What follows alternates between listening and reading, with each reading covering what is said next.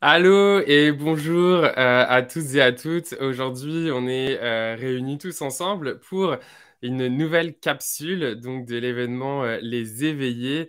Et aujourd'hui, on va parler de comment mieux se connaître à l'aide des pierres avec Johan. Donc Johan qui est ici présent. Salut Johan, Salut, ça va? ça va bien et toi? Ça va, merci, super. Merci à toi de Fait m'inviter. que, bah écoute, avec grand plaisir. Fait que Johan, toi, t'es lithothérapeute.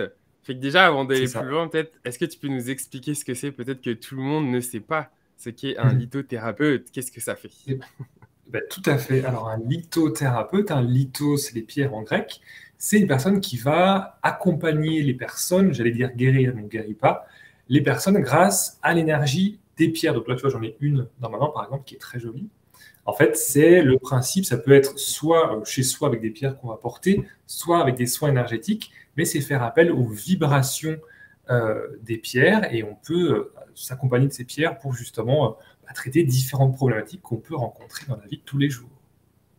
Génial. Alors, si vous aussi, vous utilisez des pierres au quotidien, peut-être mettez-nous en commentaire, c'est quoi les pierres que vous utilisez? Est-ce que vous Oui, savez pourquoi vous les utilisez aussi? C'est toujours intéressant de partager. Et aujourd'hui, on va surtout s'intéresser finalement aux pierres, mais aux pierres qui pourraient nous aider à mieux se connaître ou à mieux se connecter ou se reconnecter avec soi. Alors, avant d'aller vraiment sur ça, peut-être, Johan, si tu peux nous expliquer comment les pierres, en fait, elles peuvent nous aider. Comment ça marche? alors comment ça marche? Grande question. Alors en fait, C'est c'est quoi la assez simple. magie?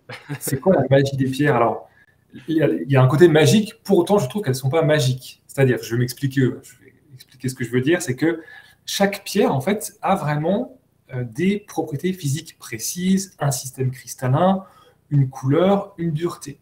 Et tous ces éléments vont en fait influencer, donner une énergie qui va être spécifique à la pierre. Euh, C'est-à-dire qu'entre une pierre qui va être cubique et qui aura du cuivre et une pierre qui va être, je ne sais pas, orthorhombique et qui aura du zinc, on n'aura pas du tout les mêmes énergies en fait. Voilà. Donc ça, il y a des recherches, des travaux qui ont été faits par des lithothérapeutes il y a une vingtaine d'années, plus récemment avec Regina Martino. Et donc, en fait, ça ne sort pas de nulle part. Quand on lit des propriétés, alors évidemment, on trouve de tout aujourd'hui. Il y a des choses un petit peu farfelues, il y a beaucoup de fausses pierres aussi, malheureusement, qui circulent. Mais ça reste assez précis. C'est-à-dire que on sait que telle pierre, avec ce que je viens d'évoquer, va donner des propriétés parce qu'elle a ça en elle. En fait, c'est ce qu'elle est dans la matière nous donne concrètement des pistes pour savoir comment on va pouvoir un petit peu appréhender son énergie. Par exemple, quand il y a une pierre que je ne connais pas, ce que je fais en premier, c'est qu'évidemment, je la teste pour moi. Et après, je vais voir dans les bouquins de minéralogie. Ah, ok, elle a tel système cristallin, c'est un oxyde de cuivre, il y a ci, il y a ça. Donc, ça donne des indications. Et puis après, je vais aller voir ce qui se dit dans les autres bouquins de lithothérapie pour un petit peu comparer. Donc, en fait, ça peut nous accompagner, donc par rapport à ce que je viens d'évoquer, pour plein de domaines. En fait, il y a presque, dans tous les domaines de notre vie, on peut trouver une réponse avec une pierre. Bien qu'une pierre ne puisse pas tout faire, évidemment, une pierre est quand même restreinte par ce qu'elle est, sa couleur, etc. etc. Euh, Souvent, je dis en rigolant, une pierre, c'est pas une crêpe partie, ça peut pas tout faire. Hein. Ça peut pas faire les crêpes, et la vaisselle, etc. Parce qu'on a des choses un petit peu folles aujourd'hui sur les pierres. Ouais. Mais ça peut nous accompagner donc dans la plupart de nos domaines. En fait, ce qui est, je trouve, intéressant, euh, parce qu'on est tenté quand on ne connaît pas les pierres d'en avoir plein, on ne sait pas comment s'y prendre. De vouloir avoir les pierres, toutes les pierres sur soi pour nous aider Ouais, à c'est tout ça. faire. Ce serait un peu le drame, l'écueil vraiment à éviter en lithothérapie, je pense. Mais c'est de se poser tranquillement dans le silence et puis d'apprendre à se dire, en fait, qu'est-ce que j'ai besoin? De quoi là j'ai besoin? Qu'est-ce que je souhaite améliorer, développer, nuancer? Et quelle pierre peut m'accompagner en fait? Et plus on va être précis avec une pierre et faire vraiment un vrai travail énergétique de fond, plus ce sera intéressant. Parce que si tous les jours on change de pierre et de besoin d'objectifs, c'est pas grave en soi, mais il y a un travail de fond qui ne pourra pas se faire. Alors que si on prend le temps d'identifier un besoin concrètement et d'y répondre avec une pierre, ben là on peut avoir des choses plutôt intéressantes. Et d'ailleurs, parfois on me dit, de toute façon, les pierres elles peuvent se choisir à l'intuition. Alors, oui et non. Oui, ça peut, mais parfois, ce n'est pas l'intuition qui choisit, c'est le mental et l'inconscient, qui sont très très forts, hein, qui nous gouvernent beaucoup, qui vont nous diriger vers des pierres, en fait, que j'appelle un petit peu doudou, qui nous font du bien, qui sont chouettes, mais qui ne vont pas forcément nous faire travailler. Alors que parfois, on a remarqué, hein, quand on commence à travailler avec une pierre qui peut être un petit peu délicate, des sensations désagréables, des sensations un petit peu d'oppression, par exemple, c'est peut-être le signe que justement, il y a un blocage et qu'il est en train de se libérer. Donc, quelque part, c'est bon signe. Là, je sens que ça bloque un peu, mais que je vais vers quelque chose de mieux. Donc, l'intuition, oui, mais pas tout le temps. J'ai tendance à dire, au début, il vaut mieux choisir en se faisant accompagner ou en connaissant un petit peu les couleurs. Et après, naturellement, l'intuition va se développer. On aura naturellement tendance à mieux, à plus s'écouter. Et donc là, on pourra choisir des pierres qui vont nous correspondre avec plus d'intuition, effectivement.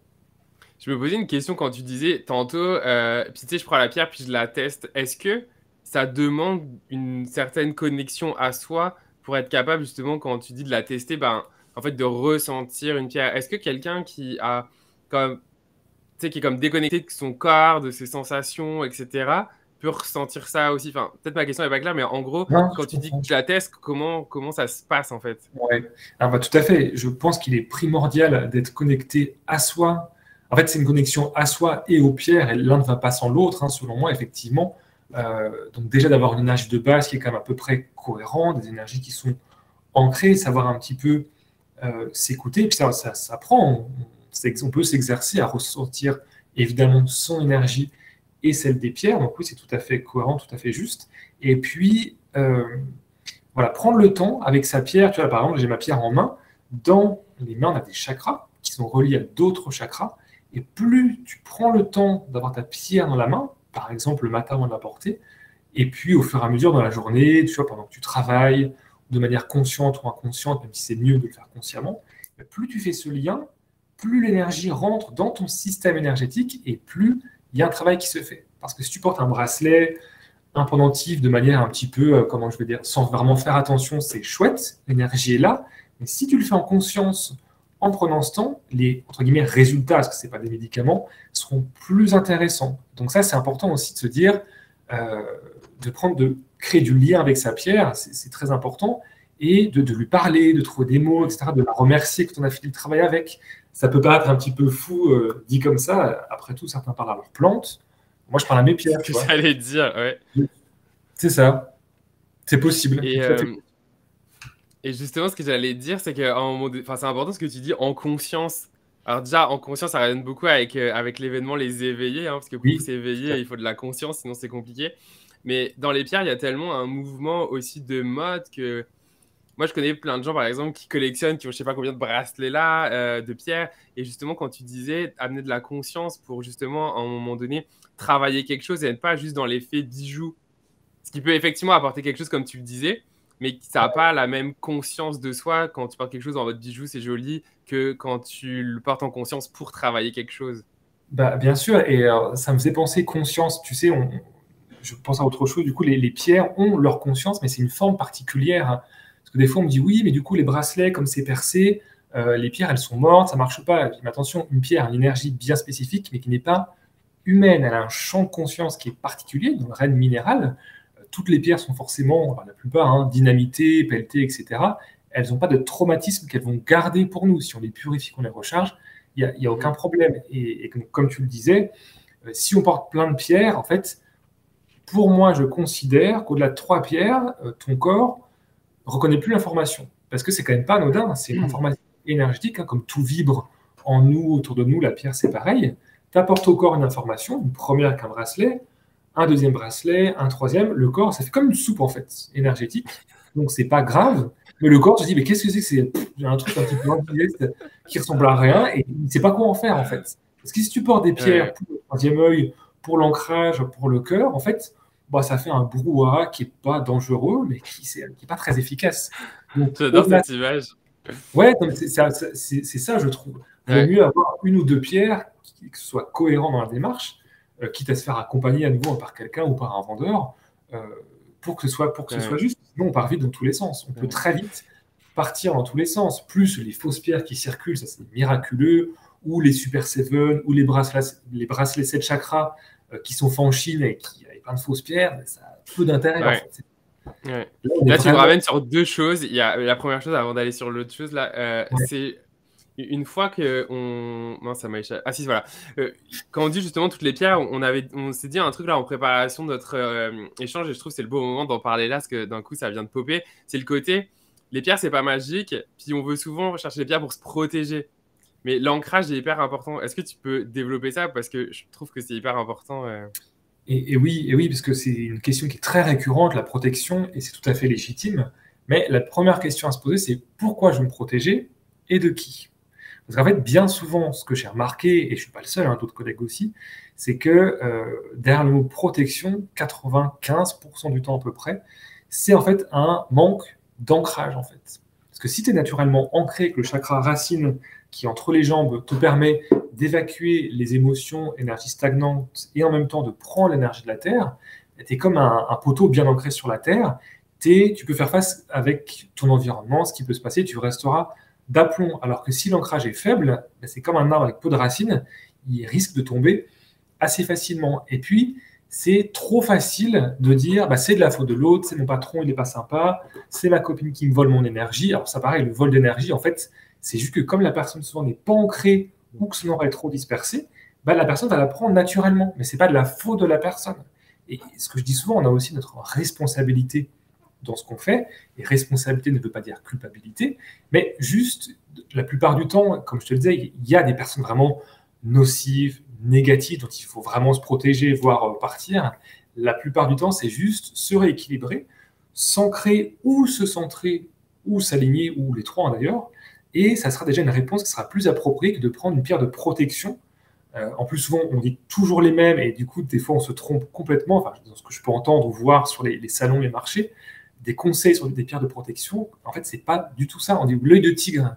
Et l'œil de tigre, il est relié au chakra du plexus. Donc, s'il se trompe et que c'est pas la pierre appropriée, ça peut vraiment en plus créer des dégâts qui peuvent être pas intéressants, enfin nocifs pour la personne, quoi. Ouais. C'est hyper intéressant en fait de rappeler ça parce que encore une fois, ça demande de revenir en conscience et de reprendre sa responsabilité. Et effectivement, je suis complètement d'accord avec toi quand tu dis responsabilité, c'est pas culpabilité, mais responsabilité, pour moi, ça sonne beaucoup à reprendre son pouvoir, en fait. Ne pas se cacher derrière une pierre pour se protéger, mais en fait, s'aider soi-même et utiliser la pierre comme un complément, comme quelque chose qui va venir renforcer ce que nous, on a déjà travaillé, quoi. C'est exactement ça. La pierre n'est pas une solution magique, mais c'est un complément, c'est une aide énergétique en plus d'une prise en charge, d'une responsabilité, une prise de conscience qui est selon moi nécessaire. Parce qu'on peut faire beaucoup de choses avec les pierres, mais on doit travailler avec elles. Comme tu me disais au début de l'interview, c'est que il y a quand même, on doit avoir des énergies à peu près cohérentes, se connaître un petit peu pour pouvoir entamer ce travail. Et d'ailleurs, tu vois, les personnes qui ont vraiment des fragilités psychologiques ou psychiatriques avérées, les pierres, on va faire très attention. Et là, il faut absolument se faire encadrer par un professionnel. Et il y a quand même quelques contre-indications avec les pierres, dont celle-ci, c'est quand même pas anodin de porter des pierres. Ça peut le paraître, mais ce n'est pas le cas. Des fois, ça peut être délicat, donc il faut toujours être un petit peu prudent. Ouais. Et alors, si on rentre dans le côté concret ici là, du thème de comment mieux se connaître, comment les pierres peuvent nous aider à mieux se connaître, c'est quoi, toi, tes conseils de pierre sur justement cette thématique de mieux se connaître, de se reconnecter à soi? Oui. Peut-être aussi de prendre sa responsabilité. En tout cas, ça sonne dans tout ce qu'on vient de se dire là. Alors, je pense à plusieurs choses. Il y a quelques pierres qui sont bien spécifiques, mais qui vont vraiment aider à l'introspection profonde, à vraiment un petit peu faire un reset, mise à jour, et puis se mettre face à soi-même. C'est les obsidiennes. Alors, surtout l'obsidienne œil céleste, qui d'ailleurs est toujours traitée pour la protection. En fait, ce qu'elle fait, surtout l'obsidienne, c'est qu'elle nous ancre, elle nous aligne, elle donne beaucoup de cohérence. C'est pour ça que souvent les gens disent oui, elle est forte, elle me fait du mal, c'est parce qu'on est rarement parfaitement aligné, parfaitement ancré. Donc elle vient refaire ça et puis redensifier nos champs énergétiques. Donc elle est très puissante pour ça et elle permet vraiment en introspection sur des temps spécifiques. Et d'ailleurs, je préfère la préconiser comme ça plutôt que de la porter tout le temps sur la poitrine qui n'est pas une zone d'accueil énergétique spécifique pour l'obsidienne. Quand on la porte en méditant, par exemple, là, on peut aller vraiment à la rencontre de soi et se mettre face à soi-même. Évidemment, il faut avoir envie, il faut être prêt, ce n'est pas forcément la bonne pierre pour soi à l'instant T, mais elle peut nous accompagner dans ce processus. La plupart des pierres noires aident bien vraiment à faire le point, se recentrer. Donc, pour bien se connaître, ça pourrait être celle-ci. Alors, si c'est trop dur, il y en a d'autres, les tourmalines par exemple, certaines pierres marron, le bois fossile, pour juste être ancré. Après, ça peut se jouer à différents niveaux, parce qu'on peut bien se connaître en introspection. Des fois, on a besoin de se connaître, ça peut être sur un plan plus mental, ou spirituel, ou émotionnel, etc. Alors, ce que j'aime bien parfois conseiller, c'est aussi des pierres vertes ou bleu clair. Parce que les pierres vertes vont permettre de prendre du recul sur nos émotions, du coup d'être un petit peu, entre guillemets, à l'extérieur de soi pour souffler un petit peu, d'avoir une meilleure vision quand on va revenir. Donc, tu vois, les pierres comme la chrysocole, chrysoprase, l'aventurine verte, vont permettre un petit détachement des émotions. Ça ne veut pas dire qu'on quitte nos émotions, mais un léger détachement, une prise de recul pour souffler un petit peu, pour mieux revenir après en soi et pour s'ouvrir aux autres. Alors, je fais volontairement ça parce que c'est le chakra du cœur qui permet qu'on s'ouvre vers les autres, tu vois. Il s'ouvre sur l'avant et sur l'arrière, et les pierres vertes vont permettre une bonne cohérence par rapport à cette double ouverture. Voilà. Et puis, les pierres bleu clair, comme la calcite bleue, la calcédoine, l'angélite, qui sont pas mal pour la communication, chakra de la gorge, je les trouve très bien aussi pour prendre du recul, pour alléger le plan mental. Des fois, on est tellement dans ses idées, tellement à fond, ou plein de choses on est très sollicité par des messages visuels, des messages audio aujourd'hui. Le cerveau est surchargé d'infos. Donc, ces pierres bleues claires vont permettre justement de relâcher cette pression, de se détendre, de stabiliser un petit peu le plan mental, de détendre le corps aussi, surtout la calcite bleue, et donc du coup, après, de peut-être mieux se connaître. Voilà. Donc ça pourrait être une première réponse. Après, évidemment, ça dépend de chacun, là où on en est, de ce qu'on a vécu, de notre rapport aux pierres. Voilà, c'est pour ça que j'adore ce métier, en fait, c'est parce que il y a plein de pierres, c'est souvent les mêmes qui reviennent, mais il y a tellement de situations de vie différentes, parce qu'on est forcément unique avec tout ce qu'on est, notre multitude de potentiels et d'histoires de ce qu'on était, ce qu'on va, de là où on va, etc., qu'il y a toujours des réponses uniques. Et c'est ça, c'est qu'en dialoguant avec la personne, on va cheminer. D'ailleurs, bien souvent, je pars d'une question avec une personne, enfin, elle vient avec une demande bien précise, puis quand tu commences à détricoter puis à tirer le fil, en fait, tu vas chercher à l'origine et tu arrives souvent bien loin de la question d'origine, tu vois. Et ça j'adore, en fait, j'adore faire ça. Bah non, mais c'est hyper intéressant. Fait que dites-nous en commentaire si vous avez déjà utilisé les pierres, par exemple, que Johan vient de partager. Est-ce que vous en avez justement ressenti les bienfaits? Enfin, en tout cas, dites-nous tout ça en commentaire, que vous soyez en live ou en replay. Ça nous sera, en tout cas, c'est toujours intéressant d'avoir vos retours. Et Johan, je sais que toi, tu as aussi créé ou participé en collaboration aussi avec des personnes à des outils aussi, des livres par exemple. Est-ce qu'il y a des choses que tu pourrais nous parler ici pour les personnes qui nous écoutent si elles souhaitent aller plus loin? Ben, tout à fait. Alors, j'ai écrit un livre aux éditions Très Daniel, d'ailleurs, je l'ai là, avec Isabelle Serre, qui est médium, les oracles d'Isa, qui est assez connu aujourd'hui, qui s'appelle S'ouvrir à l'énergie des pierres, aux éditions Exergue. C'est vraiment une première approche de la litho avec toutes les questions qu'on se pose, très pratique.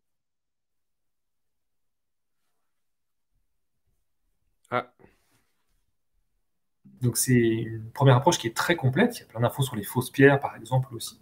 J'ai aussi créé un jeu de cartes qui est beaucoup plus intuitif, qui s'appelle Mon petit oracle des pierres et des cristaux. Donc là, voilà, c'est plus du tirage de cartes. Il y a plusieurs façons de faire. Et il y a toujours des messages, des mots-clés, et toujours quelque part en filigrane cette notion de responsabilité. Ça vaut être un tirage de cartes, il y a quand même des infos qui te disent « Ah ouais, mais en fait, je peux vraiment faire un travail de fond ».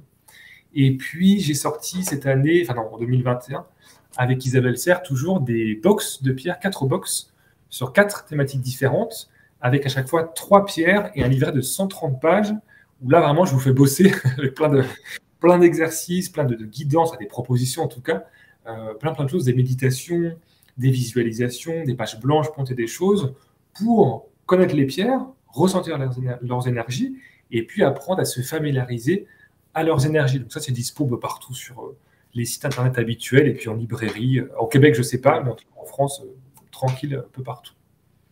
Bah, de toute façon, je vais vous mettre dans la description, Ouais, en dessous de la vidéo, toutes les informations, comme ça vous pourrez retrouver tout ça facilement. super. Super, bah, merci beaucoup, Johan, d'avoir accepté Merci à l'invitation toi. à l'événement. Merci aussi. Merci. Merci à C'était toutes et très à tous chouette. aussi qui ont été présents et qui ont écouté. Si vous écoutez en replay, bah, c'est parfait, merci aussi. N'hésitez pas à nous dire en commentaire comment vous avez trouvé Oui, dites-nous. justement l'échange, si vous avez des questions. Enfin, en tout cas, allez-y, c'est fait pour ça. Donc, merci beaucoup. Merci, Johan. Et à très vite, nous, pour un À prochain très vite. échange avec un Et nouvel merci. invité. À bientôt. Salut. Salut. Salut, salut.